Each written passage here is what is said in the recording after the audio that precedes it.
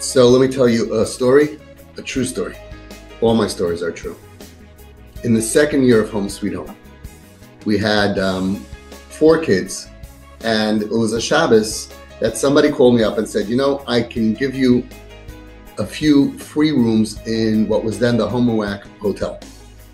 And I was like, wow, that's so nice. So I asked some volunteers to go for Shabbos to the Homowac Hotel and to take there were 4 kids then that were there in that summer, and take them with them, and everything's going to be really fantastic.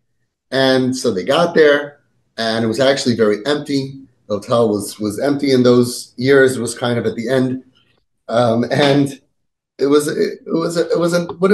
nice. It was a big hotel, right? And my friend calls me up Friday afternoon, and he's in a total panic, and he says, you're not going to believe what just happened.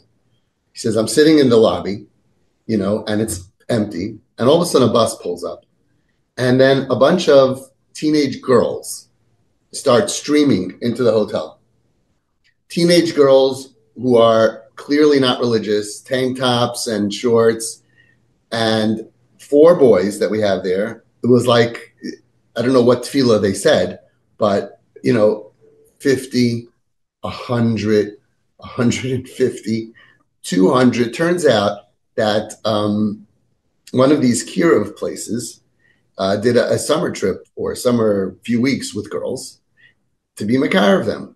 And one of the stops for Shabbos was the Homowac Hotel, which basically had very few guests, had 4 boys, teenage boys in Home Sweet Home who were not yet from, and 200 teenage girls who had not seen a boy in the last 3 weeks because they were on hikes and stuff like that. We're going to spend Shabbos together. And those are very good odds for any boy. And Shabbos was going to start. I said, I didn't know about it. I'm sorry and good luck. And he called me back once a Shabbos to say that we're not going to be staying over till Sunday afternoon like we were going to. We're going to be leaving right now. Basically, he spent the whole Friday night pulling kids out of rooms. They were smoking in their room. They were watching TV. They were running into, it was like they were up the entire night.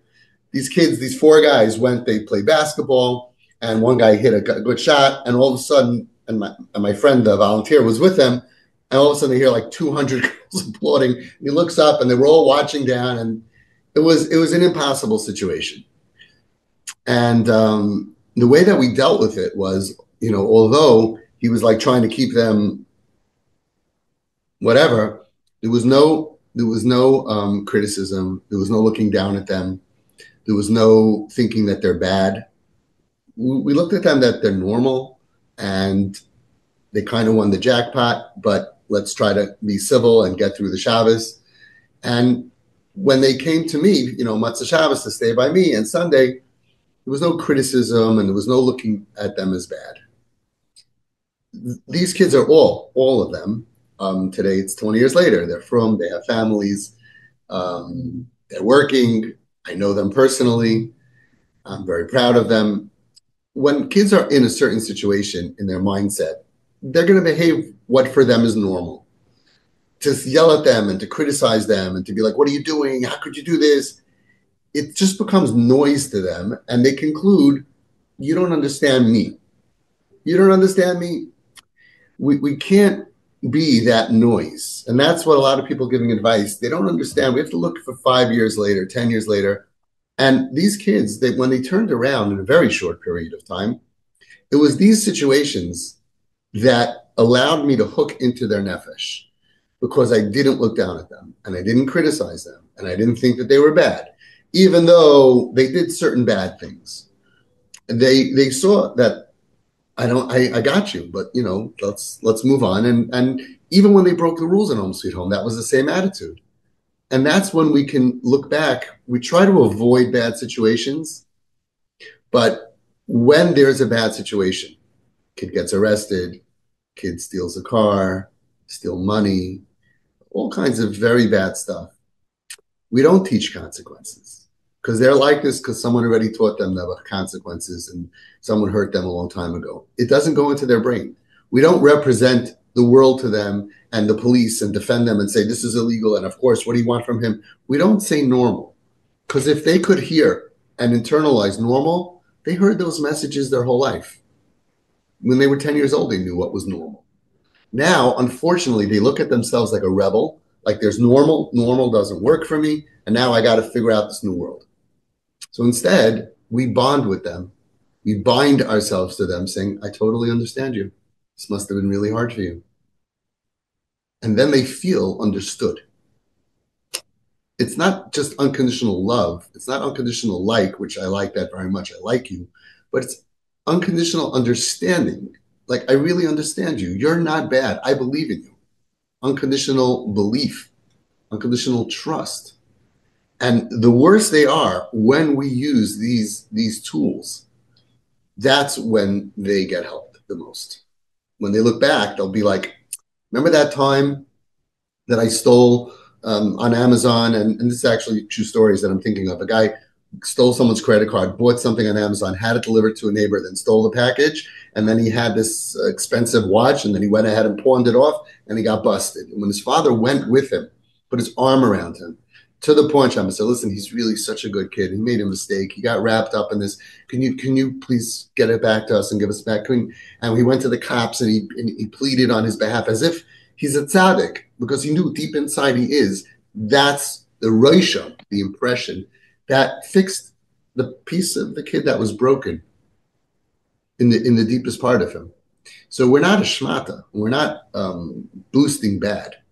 We're looking at the patient, we're understanding where their mindset truly is, and we're showing them in their mindset, this is Imay Anochi B'tzara. I'm with you. I understand you. And together, we're going to get out of this. When I connect to you on your level, then we're connected. By the very virtue of the Nafshek Shur B'Nafshek, that our souls are connected, because I am stable on a higher level, you're automatically saved. You're automatically connected to stability. Instead of another person who is stable looking down at you and making you feel less than and trying to, and they can't do it. It's like someone with a broken leg. So yeah, I sit on the sidelines with you. I don't say, well, if you can just walk, then you'll run and you'll feel so good about yourself. All of that, I don't subscribe to that. Or consequences, punishments, just makes them dig deeper into the feeling that I'm not part of this world. I couldn't do that. It didn't work for me. So now I'm in a subworld, an underworld, and I'll find people there who appreciate me and who make me feel good and make me feel like I fit in. We have to make them feel like they fit into our world, into our family, into our lives, when right now they clearly don't. But if you look down the road, they will look back and say, remember when you did that for me? That's what really made the impression on me, and I was able to abandon that mindset, where I started to realize that maybe there's hope for me. Maybe I could be a part of your world, your morals, your ethics, your Torah, your life. And over time, that's what makes the biggest difference. So when they misbehave, dafka b'derech zu, dafka in this moment, you can make the greatest rosham impression on them and save them. And that's really what the Chazon Ish said. Chazon Ish said that when the kid asked the father, please buy me a car that I'm going to drive on Shabbos, I will drive it on Shabbos, and the father refused. And the Chazon Ish said, buy him the car without any condition, knowing that he's going to take my money, my car, and drive it on Shabbos. Says the Chazon Ish, ki dafka b'derech zu tigadel hashpa'asay olav. Because specifically by doing that, tigadel hashpa'asay olav, your influence will grow on him, and influence, that connection, is what's going to save him. So it turns out that kid that asked for that car to drive on Shabbos has a better chance of returning than the kid who doesn't ask his father because he's like, oh, they'll never give it to me, or doesn't end up in such a mess. Dafka, but they're specifically through crisis, when we don't abandon them and we stick to the training, that's when they get helped the most. Hatzalah trains for situations. They don't say, oh, this is absolutely no. Now's when your training comes in the most. And that's when that patient who's like You saved me. Even in such a situation, you stuck with me, you held me, you carried me through such darkness. I have the most appreciation for you. And that's what grows influence. And influence is the only way to save anybody. The power of influence is unspoken, without mussar drushes, without warnings, without punishments. Anything that disconnects that connection, like rules, consequences, boundaries that don't work, does the opposite in the long term and fails in the short term. What we're doing is looking for crisis to show, and I'm still with you. I still believe in you. And I look at you with kindness, with compassion, and I got you, and I'm going to help you. And everybody says, whoa, let them learn from the bitterness of their situation. We're the ones without anybody in jail. With about 1,000 kids, we're the ones, Baruch Hashem, without a suicide. We're the ones who don't have homeless kids. Because we don't want them to learn from bitterness, because they've had so much bitterness until now. And the only lesson they learned is that I got to fight for myself. I don't care about anybody else. It's live or die, and all of that kind of hoodlum and rebel and depression, and whether it's drugs numbing them or misbehavior or whatever persona that they're putting on as armor to protect themselves, we're going to allow them to shed that. And only love does that. And it's not stupid love. It's not, I'm happy that you're a ganef. I'm happy that you're a drug dealer. I'm happy. No, it's that I am stable and from and ehrlich and good and law-abiding and moral, but I can connect to you without judgment. The very connection itself is what pulls them out and saves them.